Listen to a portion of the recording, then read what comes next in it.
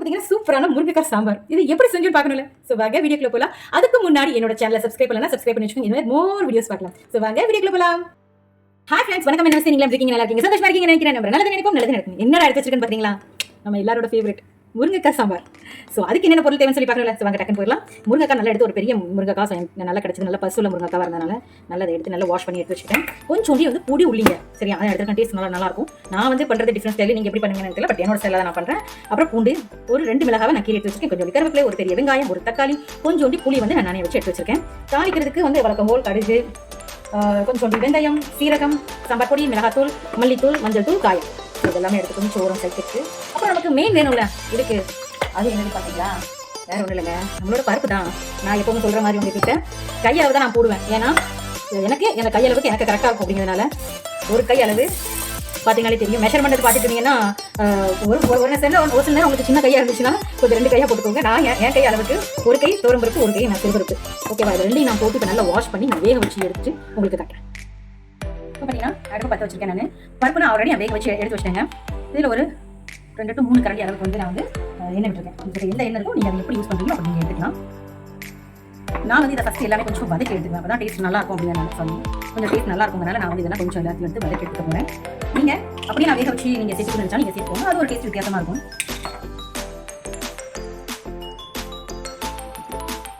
எண்ணெய் வந்து நல்லா காஞ்சிடுச்சு. கொஞ்சம் அது ஃபாஸ்ட்டாக வச்சுட்டேன். நான் 2 நேரம் தாளிப்பேன், புரியுதா? அதனால நான் வந்து என்ன செய்வேன்னா கம்மியாக தான் முதல்ல போடும்போது வந்து கடுகு உளுந்து பருப்புலாம் போடுறது கொஞ்சம் கம்மியாக தான் நான் சேர்த்துப்பேன். அதுக்கப்புறம் கொஞ்சம் அதுக்கப்புறம் நம்ம சேர்த்துக்கிறதுனால ரொம்ப வெந்தயமாக போட்டோம்னா கசப்பு கொடுக்க ஆரம்பிச்சோம். அதனால கொஞ்சம் சீரகம், கொஞ்சம் கடுகுங்க கம்மியாக தான் நான் சேர்த்துருக்கேன், ஜாஸ்தி சேர்த்துக்கலாம்.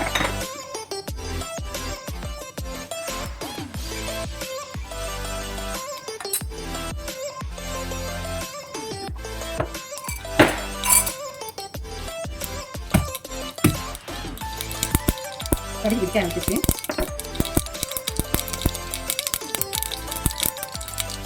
கொஞ்சோண்டு லேசாக ஒரு 4 ஸ்பூன் அளவுக்கு வந்து கடுகு சேர்த்து காய் சேர்த்துக்கேன். நான் இப்போ நம்ம நச்சு வச்சு 2 பூண்டு சேர்த்துக்கிறேன். பச்சை மிளகாய், கொஞ்சோண்டி வெங்காயம், கருவேப்பிலை இப்போ கொஞ்சம் சேர்த்துக்கலாம். அப்புறம் கொஞ்சம் சேர்த்துக்குவோம். பொடி ஒளி அதே போல தான். நான் பொடி ஒளி கொஞ்சம் கட் பண்ணி எடுத்துக்கிறேன். அதையும் நான் கொஞ்சம் எடுத்து வச்சுருக்கேன். இப்போ நம்ம நெக்ஸ்ட் பேட்ச் வந்து தாளிக்கிறதுக்கு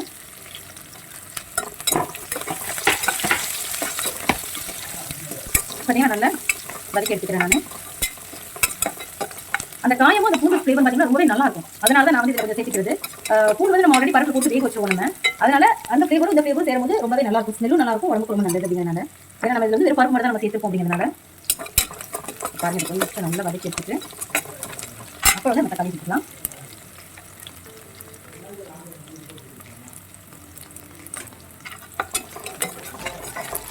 நல்லா இதை வதக்கி எடுத்துக்கோங்க. நான் ரொம்ப போட்டு ஃபைனாக வதக்கணும்னு நினைக்காதீங்க. ஏன்னா நம்ம அடுத்தடுத்து போட்டு எல்லாமே பாயில் தான் பண்ணிட்டு இருக்கோம். மீன்ஸ் நம்ம எல்லாமே போட்டு குக் பண்ணிட்டு இருக்கோம். அதனால பார்த்தீங்கன்னா முருங்கைக்காவை நான் வந்து ஊற்றிக்கிறேன். அடுத்து நான் சின்ன வச்சு இது வச்சுட்டு கொஞ்சம் நல்லா வதக்கி விடுறேன். நான் அப்போ அந்த ஆயில் இல்லாமல் இதில் பண்ணும்போது நல்லாயிருக்கும். ரொம்ப சிம்பிளுங்க, எனக்கு சிம்பிள் தான். நம்ம நினைச்சோம் அப்படின்னா சமையல் ரொம்ப ரொம்ப சிம்பிள். எல்லாமே ரெடி பண்ணிட்டு பக்கத்தில் போயிட்டோம்னாலே ஒரு 5 நல்ல தடவை ஒரு 20 நிமிஷத்துல சமையல் வேலையை முடிச்சிடணும். ஓகேவா? அதுதான் நான் கொஞ்சம் நம்ம எல்லாமே ரெடி பண்ணி வச்சுட்டோம்னா நல்லா இருக்கும். பார்த்து வேணும்னா 10 நிமிஷம் முன்னாடி வேக வச்சு எல்லாத்தையும் எடுத்து வச்சு எல்லாத்தையும் ஒன்றா காய்ச்சலாம் போட்ட போகிறோம்னா எல்லாத்தையும் ஒன்றா போட்டு கூட வேக வைக்கலாம். ஒவ்வொரு சாம்பாருக்கும் ஒவ்வொரு டேஸ்ட்டும் ஒவ்வொரு மெத்தட். அவ்வளோ இதுக்குள்ள ஒரு தக்காளியை நான் ஆட் பண்ணிக்கிறேன். இப்போ என்ன செய்ய போறோம்னா இதில் கொஞ்சம் உப்பு சேர்த்துக்கணும். நம்ம முருங்கைக்காய், தக்காளி இதெல்லாமே கொஞ்சம் நல்லா இறங்கணும்னா சாறு இறங்குறதுக்காக நான் வந்து கொஞ்சம் ஒரு 2 ஸ்பூன் அளவுக்கு உப்பு சேர்த்துக்கிறேன்.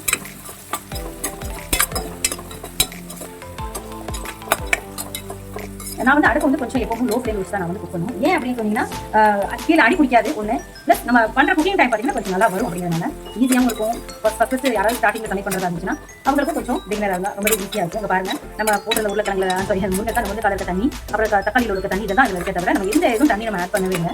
அதனால தான்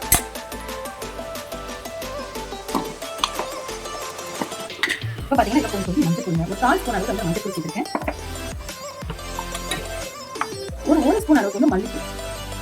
ரொம்பவே டேஸ்ட் ரொம்பவே நல்லா இருக்குங்க. அதனால 1 ஸ்பூன் அளவுக்கு வந்து மிளகாத்தூள், சாம்பார் பவுடர். உங்களோட குழம்பு மிளகாத்தூள் எது இருந்துச்சா கூட நீங்கள் அதை சேர்த்துக்கலாம். நான் 2 ஸ்பூன் அளவுக்கு வந்து சாம்பார் பவுடர் சேர்த்துருக்கேன். ஒருவேளை நீங்கள் வீட்டில் ரெடி பண்ண சாம்பார் தூளாக இருந்தாலும் ஓகே. இது எல்லாமே நல்லா ஒன்றா எல்லாத்தையும் கிளறி வைக்கணும். கலந்து விட்டுட்டு பாருங்க, அப்படியே கலர்ஃபுல்லாக இருக்குங்க. நம்ம போட்டுக்க உப்புலேருந்து எல்லாமே இதோட சேர்த்து நல்லா வேகும். லாஸ்ட்டில் தான் நம்ம புளி விட போகிறோம், அப்புறம் வந்து பருப்பையும் விட போகிறோம். அதனால இது நல்லா வேகணும். முருங்கைக்காய் கொஞ்சம் வெந்துச்சுன்னா நம்ம அதுக்குள்ள பருப்பை கூட விட்டுடலாம். ஸோ ரொம்ப டேஸ்டியாக இருக்கும். அதனால பருப்பை கொஞ்சம் ஃபாஸ்ட்டாக வச்சுட்டு நான் வந்து இது முங்குற அளவுக்கு தண்ணி விட்டேன். எதுக்காக தண்ணி நிறைய விட்டுருக்கேன்னு பார்த்தீங்கன்னா, முருங்கைக்காய் வந்து கொஞ்சம் வேகணும். என்னோட கொஞ்சம் முருங்கைக்காய் வந்து கொஞ்சம் பெருசாக இருந்ததுனால அது வேகணும். அப்படிங்கிறனால நான் உப்பு எல்லாமே சேர்த்து இதோட சேர்த்து நான் வேக விட்டுருக்கேன். ஸோ நான் கொஞ்சம் வேக வச்சதுக்கப்புறம் உங்களுக்கு நான் காட்டுறேன். வந்து வந்ததுக்கப்புறம் இப்போ பார்த்தீங்கன்னா நல்லா முருங்கைக்காய் வந்து வெந்துருச்சுங்க. இதை பார்த்தாலே தெரியும். இந்த பாருங்க, நல்லா முருங்கைக்காய் வந்து ஓரளவுக்கு நல்லா வெந்துருச்சு. இப்போ நம்ம இதோட சேர்த்து நம்ம பருப்பு ஆட் பண்ணிக்கலாம்.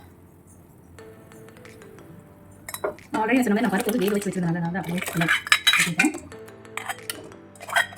இது ஒரு நேரம் நீங்கள் செஞ்சு சாப்பிட்டு பாருங்க, ரொம்பவே டேஸ்டியாக இருக்கும். எதுக்காக நான் இந்த மாதிரி பண்ணுறேன் அப்படின்னு சொன்னால், நம்ம அந்த முருங்கைக்காயும் அந்த மசாலாமே உள்ள சேர்ந்துருக்கும் போது ரொம்பவே நல்லாயிருக்கும் சாப்பிட்றதுக்கு. இப்போ பார்த்தீங்கன்னா உங்களுக்கு தெரியுங்க, பருப்பு இருக்கா, இந்த பருப்போட போட்டோன்னே இந்த பருப்போட ஸ்மெல் பயங்கர சூப்பராக இருக்குங்க. இதில் கொஞ்சம் தண்ணி ஆட் பண்ணி அந்த பருப்பு இல்லையா இருக்கிறது இதையும் நான் யூஸ் பண்ணி அலசி நல்லாயிருக்கும். தண்ணி கிடைக்கும் இல்லையா அப்படின்னா வந்து பார்த்தீங்கன்னா நீங்கள் வந்து நம்ம வந்து தாளிக்கணும், புளி ஊற்றணும், தாளிக்கணும். இவ்வளோ தான் இதில் வேலை, வேறு எந்த வேலையும் கிடையாது. ஆல்ரெடி நம்ம வந்து இதை பற்றி யாருமே தாளிச்சு விட்டுறதுனால உங்களுக்கு வந்து நல்லா இருக்கும் ஸ்மெல் எல்லாமே. நான் வந்து நான் தேங்காய் சேர்க்கலைங்க. ஒருவேளை நீங்கள் தேங்காய் சேர்க்கணும்னா நீங்கள் தாராளமாக தேங்காய் சேர்க்கலாம். இன்னும் தேங்காய் வச்சு லைட்டாக நீங்கள் மேலே தூவி விட்டுக்கலாம். இப்போ நான் சேர்க்கல. ஓகேவா? வேகட்டும், வெந்ததுக்கு பார்க்கலாம்.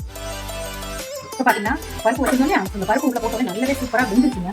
வெந்து அந்த டேஸ்ட் பார்த்தீங்கன்னா உங்களுக்கு தெரியும், சூப்பராக இருக்குது. இது அப்படியே இட்லி, தோசை இந்த மாதிரி எந்த சாதம் எல்லாத்துக்குமே நீங்கள் ஊற்றி சாப்பிடலாம். ரொம்பவே நல்லாயிருக்கும். பார்க்குறது உங்களுக்கு தனியாக இருக்க இருக்கும். கொஞ்சம் கழிச்சு பார்த்தீங்கன்னா கட்டியாக இருக்கும். நிறைய நான் சொல்லியிருந்தேன் நான். இப்போ நம்ம வச்சிருந்தோம் இல்லையா புளி கரைச்சல். ஸோ இதை என்ன செய்யறேன்னா இதை சேர்த்து ஊற்றிக்கலாம். அந்த உப்பு உரப்பு புளிப்பு எல்லாம் பேலன்ஸாக இருந்தால் தான் முருங்கை குழம்புல வந்துட்டு நல்லாயிருக்கும். முருங்கை சாம்பார் வந்து ரொம்பவே நல்லாயிருக்கும். இப்போ பார்த்தீங்கன்னா நான் அதையும் நம்ம விட்டுட்டேன். இப்போ மறுபடியும் ஒரு ஆட்டை பிடிக்கணும், தாளிக்கணும். அவ்வளோதான், அதோட வேலைக்கு முடிஞ்சிருச்சு. இப்போ நல்லா அடுப்பை நான் ஃபாஸ்ட்டாக வச்சிருக்கேன். இது எல்லாத்தையும் ஒன்றா கிளறி விட்டுட்டு இந்த நேரத்தில் நீங்கள் வந்து செஞ்சுக்கோங்க. உப்பு உரப்பு பார்த்துக்கோங்க. இப்போ வந்து உப்பு உரப்பு ஓகே, ஆனால் உப்பு கம்மியாக இருக்குது. அதனால் நான் கொஞ்சம் உப்பு சேர்த்துக்கிறேன். இப்போ இது புளி சேர்த்துருக்கோம் இல்லையா, அதனால் இந்த புளியோட சேர்த்து இது நல்லா ஒன்றா சேர்ந்து கலந்து வரட்டும். இது கொஞ்சம் வெந்ததுக்கப்புறம் நம்ம தாளிக்க போகிறோம். ஸோ இதோட முடிஞ்சிடும். நமக்கு தாளிச்சு மட்டும் விட்டு மல்லியிலையை சேர்த்து விட்டோம்னா நமக்கு சாம்பார் ரெடி ஆயிருங்க. ஸோ இது வேகட்டும், வெந்ததுக்கப்புறம் பார்க்கலாம். இப்போ நம்மளோட சாம்பார் ரெடி ஆயிடுச்சுங்க. இதை பாருங்க, சூப்பராக எம்மியாக ரெடி ஆயிடுச்சு. ஸோ இப்போ நம்ம தாளிச்சு நான் கொட்டிடுறேன். இப்போ நான் எண்ணெய் சூடாக வச்சுட்டேங்க. கடுகு, லைட்டாக சீரகம், லைட்டாக கொஞ்சம் வெந்தயம். இது நல்லா வந்து பொரியட்டும். கொஞ்சம் சவுண்ட் எதுவும் இருந்துச்சுன்னா இக்னோர் பண்ணிடுங்க. ஏன்னா இப்போ தான் நான் வந்து சிம்மியை வந்து ஆஃப் பண்ணியிருக்கேங்க. அதனால தான் மட்டும் நல்லா வெடிக்கட்டும். ஆரம்பிச்ச உடனே கொதிக்க ஆரம்பிச்சிருச்சு. நம்ம வச்சுருக்கோம் வெங்காயம், பொடி, உள்ளி, கருவேப்பிலை, மிளகா எல்லாமே நான் ஒரே நேரத்தில் வந்து நான் செஞ்சுட்டு நான் உள்ள போட்டுருவேன்.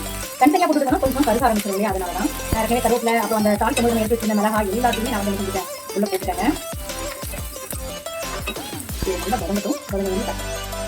பார்த்தீங்கன்னா ரொம்ப கருகலாக வேண்டாம், நமக்கு ஓரளவுக்கு இந்த மாதிரி வதங்கினாலே போதும்.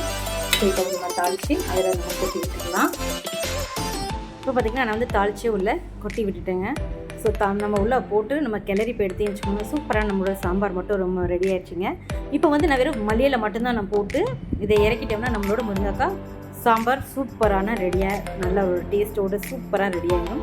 ஸோ வாங்க இப்போ நான் மல்லி இலையும் நான் கட் பண்ணி உள்ளே போட்டுருக்கேன். மல்லி இலையை கட் பண்ணி உள்ளே போட்டதுக்கப்புறம் பார்த்தீங்கன்னா பேச ஒரு கிளறி விட்டுட்டிங்கன்னா அவ்வளோதான், வேலை முடிச்சுடுங்க.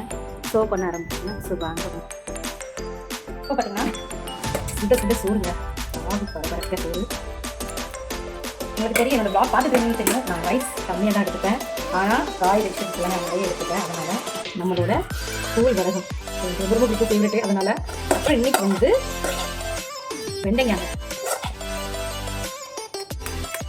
அப்புறம் ஒன்று என்னென்னா முருங்கை இருந்துச்சு, முருங்கைக்காயோட அந்த எடுத்து கொஞ்சம் அதுலேயும் நான் செஞ்சிருக்கேன். அந்த உள்ள அந்த சதை பீஸ் மட்டும் எடுத்து நான் கூட்டு பண்ணியிருக்கேன். செம்ம டேஸ்ட்டாக இருக்கும். இது என்ன பார்த்தீங்களா, சேப்பக்கிழங்கு இருக்கு இல்லையா, சேப்பக்கிழங்கு ரோஸ்ட்டுங்க.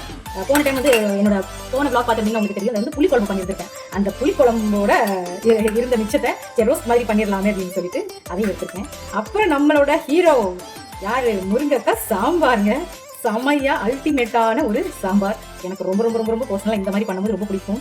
இட்லி தோசை ஊற்றி சாப்பிட்றதுக்கு அவ்வளோ நல்லாயிருக்கும். ஸோ நான் வந்து சாப்பிட்டு கொஞ்சம் என்ஜாய் பண்ணி நான் நல்லா சாப்பிட்றேன். பாருங்கள், தட்டு நிறைய சாதம் கம்மியாக இருக்குது, தட்டு நிறைய இருக்குது. ஸோ நான் இப்போ இதை சாப்பிட்டு சூப்பராக எம்மியாக என்ஜாய் பண்ணி சாப்பிட போகிறேன். நீங்களும் இதே மாதிரி ட்ரை பண்ணி பார்த்துட்டு எனக்கு உங்களுக்கு இது எப்படி டேஸ்ட்டில் வந்தது அப்படின்னு சொல்லிட்டு கமெண்ட் எனக்கு சொல்லுங்கள். ஸோ இந்த வீடியோ பிடிச்சிச்சுன்னா லைக் பண்ணுங்கள், கமெண்ட் பண்ணுங்கள், ஷேர் பண்ணுங்கள், சப்ஸ்கிரைப் பண்ணுங்கள். தேங்க்யூ ஃபார் வாட்சிங். Bye friends.